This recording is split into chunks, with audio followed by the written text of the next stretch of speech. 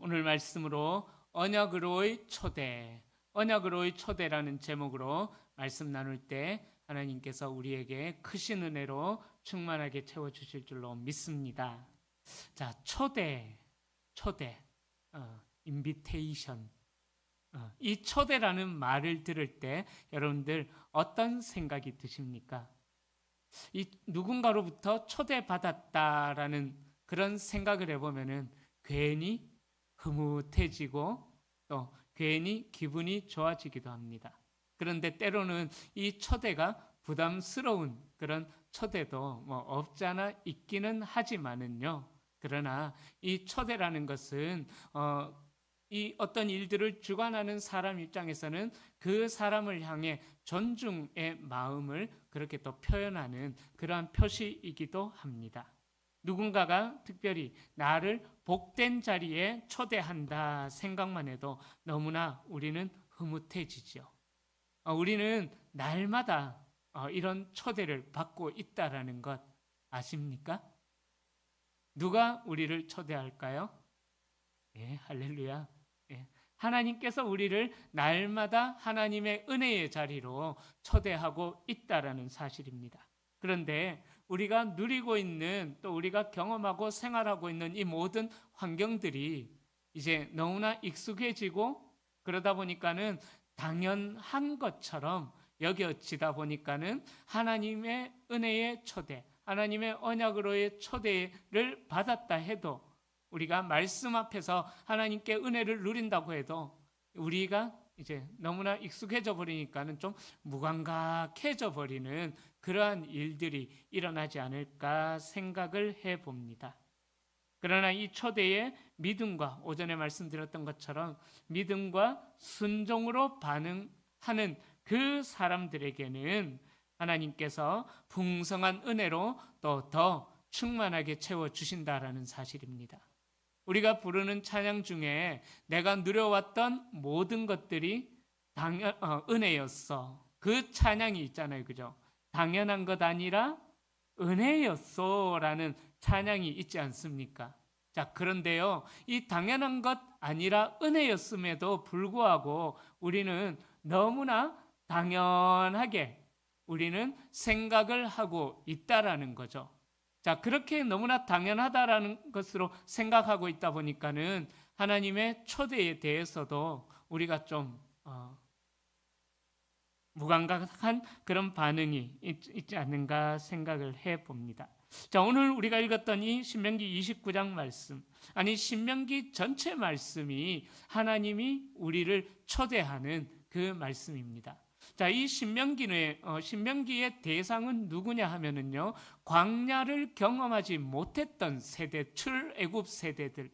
그러니까 출애굽 1세대는 출애굽한 세대들은 광야에서 38년 동안 방황하다가 그냥 먹다가 죽는 인생으로 그들은 마무리가 되어집니다. 그 이유가 무엇이었습니까? 바로 이스라엘 땅, 그 가나안 땅을 정탐하고 나서 12명이 정탐했는데 정탐하고 나서 10명이 부정적인 보고를 그렇게 백성들 가운데 행하잖아요. 자, 그 부정적인 보고를 듣고 차라리 우리를 광야에서 그냥 죽여주셨으면 좋겠다라고 이스라엘 백성들이 하나님 앞에 원망하고 불평합니다. 그러니까 하나님이 민수기 14장 28절에 너희 말이 내 귀에 들린 대로 내가 시행하겠다 하시면서 그 광야 1세대, 출애굽 1세대는 가나안 땅 40일 동안 탐지했는 정탐했는 그 날들을 하루당 1년으로 해가지고 그래서 40년 동안 방황하다가 광야에서 결국은 출애굽 1세대는 다 죽게 됩니다. 자, 그러니까 이 신명기는 그 이후에 기록이 되어졌어요. 그러니까 출애굽을 경험하지 못했던 광야 2세대 이후의 세대들, 1세대의 40년이 흐르고 나서 2세대 이후의 세대들에게 이 신명기 말씀이 주어졌어요. 그러니까 신명기가 바로 그 출애굽을 경험하지 못했던 광야 세대들을 향한, 광야에서 태어났고 광야에서 자란 세대들을 향한 하나님의 말씀을 가르치는 요점, 정리, 교육, 교재. 신명기는 바로 그런 하나님의 말씀을 가르치는 교재와도 같다라는 것입니다. 광야 출애굽을 경험하지 못했던.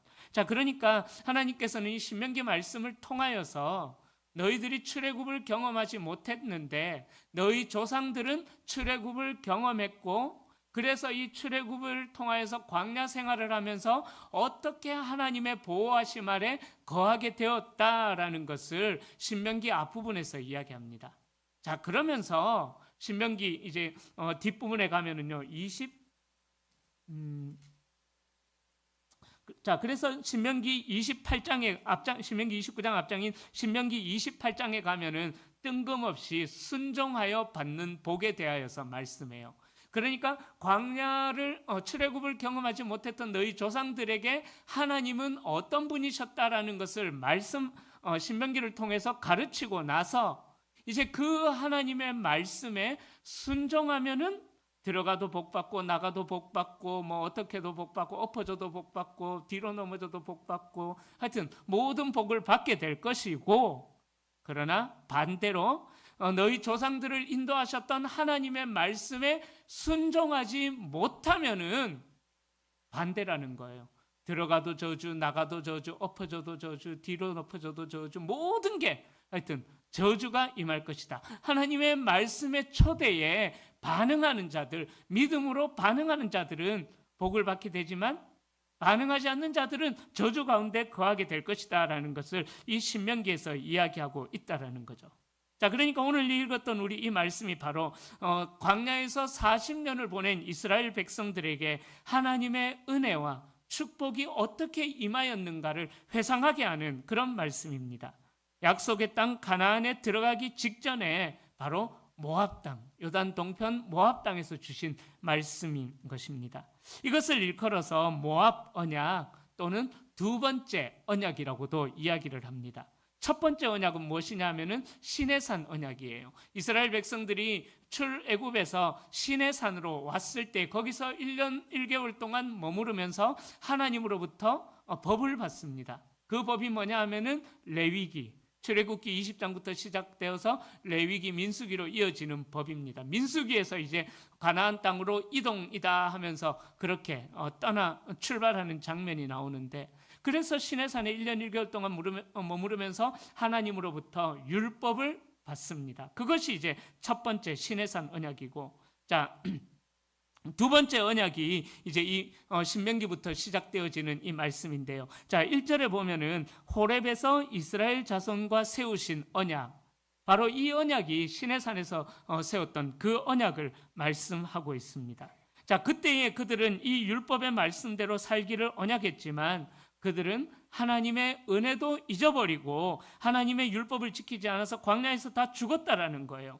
이제 40년이 지난 후에 모압 땅에서 가나안 땅을 바라보면서 다시 한 번 더 언약을 새롭게 갱신하고 있는 성경이 바로 이 신명기 29장인 거예요. 그러니까 말씀드렸던 대로 출애굽 2세대들에게 다시 한 번 더 하나님께서 언약을 주시면서 너희 출애굽 1세대들은 그렇게 하나님의 말씀에 불순종함으로 말미암아 결국은 광야에서 다 죽었지만은, 그러나 너희와 다시 언약을 갱신하는데 이 언약은 너희들을 복주기 위한 언약이다라는 거예요. 하나님의 은혜로 이끌어내는 초대라는 것을 이야기하고 있습니다. 자, 그래서 언약을 갱신하여 주시면서 이 언약의 목적을 결론적으로 13절에서는 이렇게 말씀해요. 13절 말씀 우리 함께 읽어볼까요? 여호와께서 내게 말씀하신 대로 또 내 조상 아브라함과 이삭과 야곱에게 맹세하신 대로 오늘 너를 세워 자기 백성을 삼으시고 그는 친히 내 하나님이 되시려 함이니라. 아멘. 자, 두 번째 언약을 세웠던 이유, 첫 번째 언약은 어디서요? 시내산 호렙 언약, 시내산 언약이에요. 두 번째 언약은 바로 이 모압 땅에서 다시 한 번 더 하나님의 언약을 맺으시는데, 바로 이 언약의 목적, 13절이 언약의 목적인 거예요. 자, 이 목적을 이야기하기 위하여서 하나님께서는 모세를 통하여서 이스라엘 백성들에게 베풀어 주셨던 그 은혜를 다시 한 번 더 상기시키고 있는 것입니다. 2절과 3절에 보면은 애굽 땅에서 하나님께서 이스라엘 백성들을 위하여 행하신 일이 무엇이었는가를 말씀하고 있죠. 그것은 바로 큰 시험과 이적과 큰 기사들이다라고 그렇게 3절에서 이야기합니다. 중요한 것은 애굽에서 행하였던 10가지의 재앙을 이스라엘 백성들의 눈으로 직접 보았다라고 말씀합니다. 10가지 재앙 다 아시죠? 피, 개, 이, 파, 악, 독, 우, 매, 어, 장. 신대원 입시 준비하면서 정말 열심히 외웠던 기억이 나는데 잊혀지지 않네요. 피, 개, 이, 파, 악, 독, 우, 매, 어, 장. 이렇게 외웠던 기억이 나는데, 자, 이 10가지 재앙의 의미도 어떤 의미가 있냐면요, 이 10가지는 애굽 백성들이 섬기던 우상들이었어요. 나일강을 자, 첫 번째 재앙만 예로 들자면은 나일강을 하나님께서 피로 물들여 버리셨잖아요. 이 애굽 백성들은 나일강을 섬기고 있었거든요. 그러니까 하나님께서 그 나일강을 피로 만들어 버리면서 핏물로 만들어 버리면서 그 우상을 정복했다라는 거예요. 나머지 그 재앙도 그 10가지의 신들, 이 애굽 백성들이 섬기던 신을 하나님께서 하나하나 정복해 나가시는 그러한 과정이었던 것입니다. 그러니까 이 10가지의 재앙의 모든 것이 하나님의 전능하심, 모든 신들 위에 뛰어난 전능하신 하나님을 이 10가지 재앙을 드러내시면서 하나님의 전능하심이 드러나고 있는 것이죠. 자, 그래서 그 하나님의 전능하심이 5절에서는 40년 동안 광야를 통과하게 하시는 은혜로 보호하시고 나타났다라고 말씀합니다. 5절에서. 자, 그래서 너희 몸의 옷이 낡아지지 아니하였고 너희 발의 신이 헤어지지 아니하였다라고 그렇게 하나님께서 말씀하고 있습니다. 우스갯소리로 제가 드리지만은요, 저는 이 은혜를 참 경험하면서 살아가는 것 같습니다. 너희 몸의 옷이 낡아지지 아니하였고 신발은 헤어지는 것 같아요. 제가 체격이 달라지지 않으니까는요, 제가 한 15년 전에 입었던 정장을 지금 입어도 뽀대가 나고 이뻐 보이고 그렇습니다. 헤어지지도 않더라고요. 감사하게. 이 은혜를 저는 경험하는 것 같아요.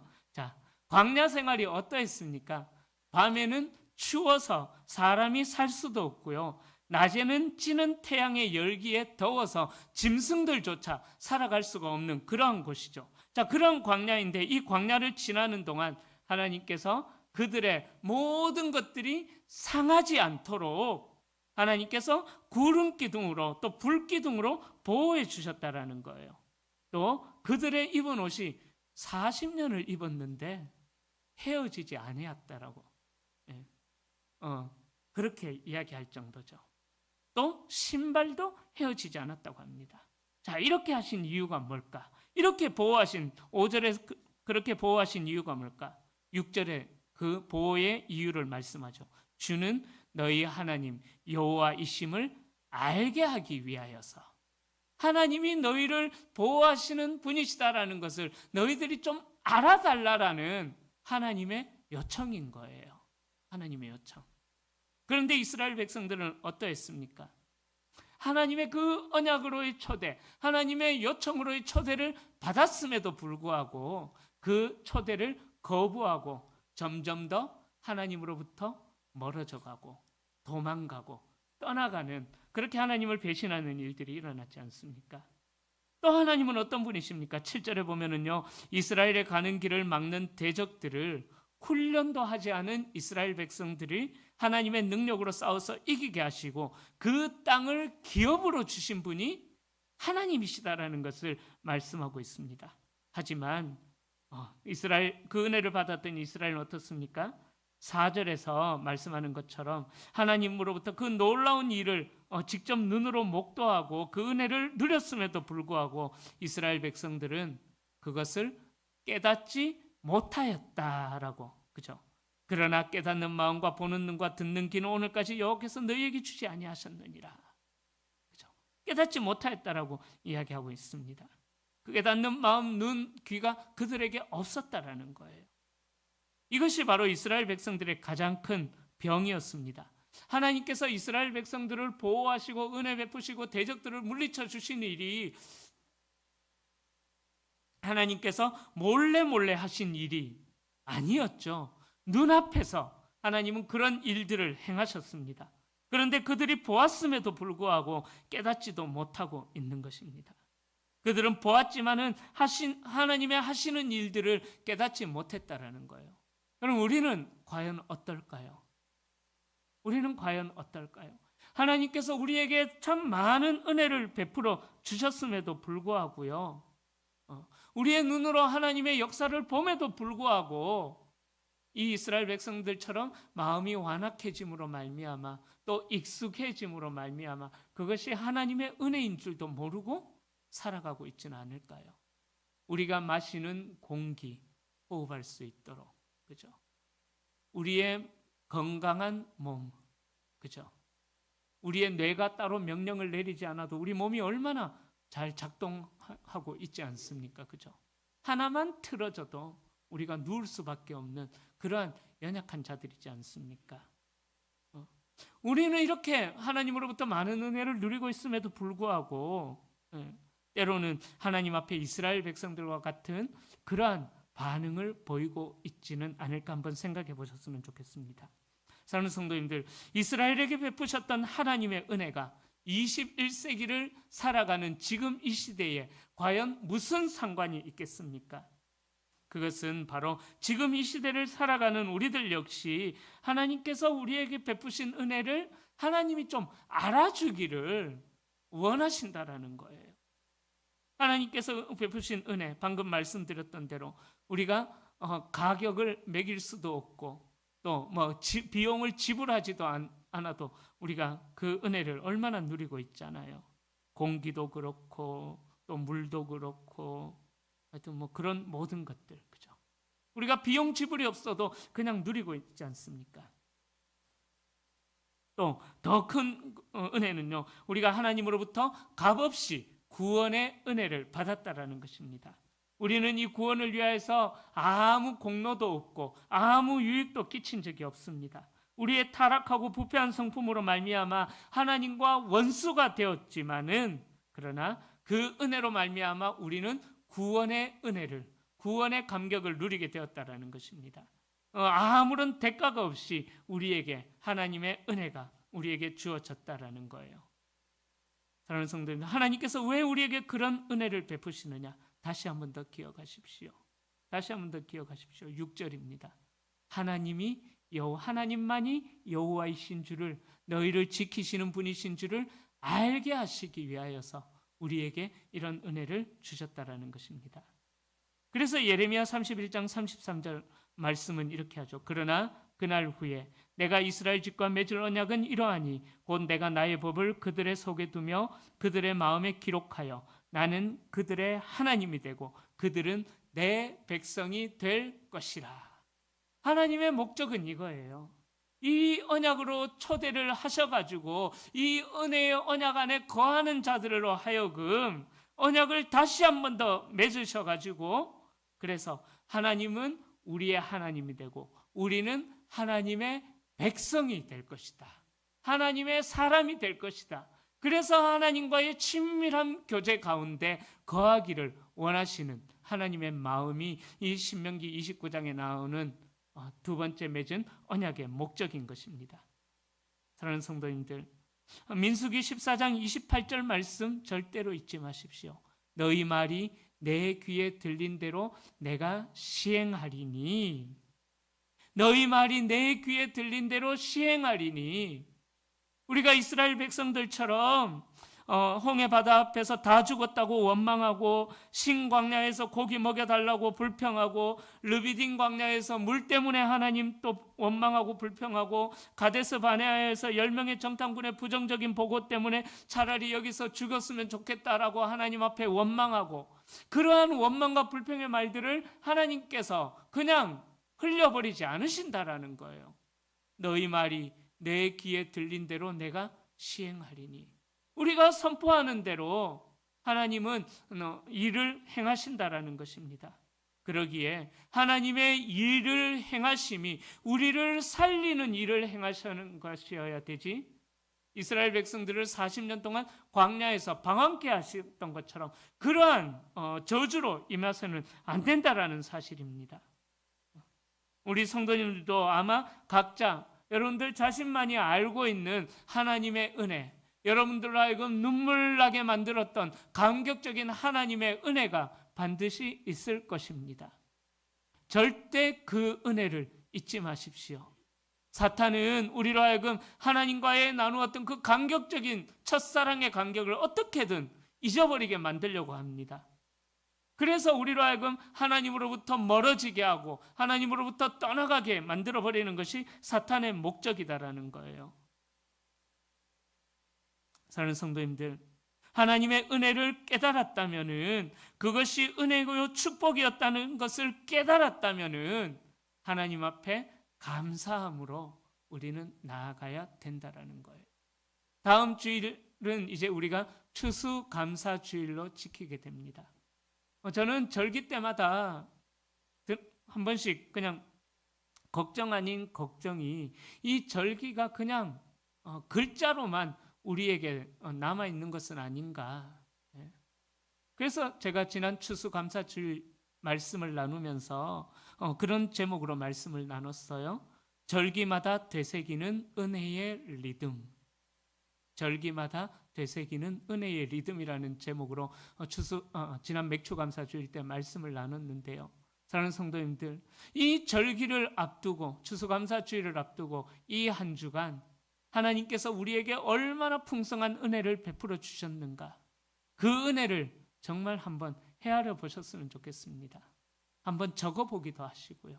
하나님께서 내게 어떠한 은혜를 베풀어 주셨는가, 그리고 그 적은 감사의 제목들을 하나님 앞에 찬양과 또 영광의 기도로 올려드려 보십시오. 그러할 때 너희 말이 내 귀에 들린 대로 내가 시행하리니, 하나님이 더 풍성한 은혜로 우리의 삶 가운데 역사하실 줄로 믿습니다. 하나님께서 우리로 하여금 깨닫는 마음도 이때는 주시지 아니하셨지만은, 그러나 우리에게는 깨닫는 마음도 주시고 보는 눈도 주시고 듣는 귀도 허락해 주실 줄로 믿습니다. 우리는 그것을 위해 기도해야 되는 거예요. 우리에게 일어나는 일들을 통하여서 하나님의 뜻이 무엇입니까? 깨닫게 해 주십시오. 볼 수 있게 해 주십시오. 들을 수 있게 해 주십시오. 그렇게 하나님 앞에 우리의 마음을 들이며 기도해야 되는 것입니다. 광야에서 이스라엘 백성들이 다 멸망한 이유는요, 하나님의 은혜를 잊어버리고 감사함도 모르고 떴지도 못해서였기 때문입니다. 그들이 하나님의 택하신 백성들이요, 그들을 구원하시는 놀라운 계획과 역사로 구원하셨지만 그들은 하나님의 계획도, 하나님의 소원도, 하나님의 사랑과 그 열심도 모르고 잊어버린 것이죠. 단지 눈앞에 벌어지는 그런 환경들만 바라보면서, 현실들만 바라보면서 하나님을 원망하고 불평하고 하나님께 거역한 걸음을 내디뎠다라는 것입니다. 그러기에 오늘 이 신명기 29장 말씀을 통하여서 사랑하는 우리 성도님들에게 하나님의 은혜를 깨달을 수 있는 마음도, 눈도, 귀도 열려지고 또 우리의 입술도 열려져서 하나님께 감사로 이 한 주간을 좀 고백하며 그렇게 지날 수 있기를 축복합니다. 마지막 11절 12절 말씀 우리 같이 읽어봅니다. 너희의 유아들과 너희의 아내와 및 내 진중에 있는 객과 너를 위하여 나무를 패는 자로부터 물 깃는 자까지 다 너희 하나님 여호와 앞에 서 있는 것은 내 하나님 여호와의 언약에 참여하며 또 내 하나님 여호와께서 오늘 내게 하시는 맹세에 참여하여. 아멘, 아멘. 하나님께서는 이스라엘 백성들뿐만 아니라 하나님이 베푸셨던 그 은혜를 종들도, 이방인들도, 여기 나오는 이방인들은 누구냐 하면은요, 이스라엘 백성들이 400년 동안 애굽 땅에 사는 동안 좀 부를 누린 사람도 있어요. 그래서 좀 부를 누린 사람들은 자신들도 노예이면서 또 그 밑에 노예를, 종을 거느리는 그런 사람들도 있었거든요. 자, 그래서 너희의 유아들과 너희 아내와 및 네 진중에 있는 객과 너를 위하여, 너를 위하여, 그 종들인 거죠. 그런 자들에게까지 하나님은 이 언약에 참여할 수 있다라고 초대하고 있다라는 것입니다. 그러기에 우리가 할 수 있는 일은 뭐냐? 9절입니다. 너희는 그런즉 너희는 이 언약의 말씀을 지켜 행해야 된다. 행해야 된다. 그리하면 너희가 하는 모든 일이 형통하리라. 우리가 정말 말씀에 목숨 한번 안 걸어보고 하나님 나를 왜 형통케 하지 않으십니까? 라고 하나님 앞에 기도하고 있지는 않을까요? 한번 말씀대로 정말 독할 정도로 말씀대로 한번 살아보고 우리가 한번 기도해 보시는 것도 필요하겠죠. 이제 말씀을 정리합니다. 사랑하는 성도님들, 오늘 이 언약으로의 초대는요, 모든 이들에게 열려져 있는 초대입니다. 객과 나그네와 또 종들까지 모든 이들에게 열려져 있는 초대입니다. 그러기에 이 은혜의 초대로 나아가기 위하여서는 우리에게 듣는 마음, 깨닫는 귀, 또 보는 눈도 있어야 되는 것입니다. 바라기는 우리 성도님들에게 하나님께서 이 깨닫는 마음을 이 한 주간 특별히 허락해 주시기를 소망합니다. 그래서 이 하나님의 말씀을 잘 지키고 순종하여서 하나님이 형통케 하시는 은혜를 날마다 누리며 살아가시는 복된 성도님들이 다 되시기를 주님의 이름으로 간절히 축원합니다. 하나님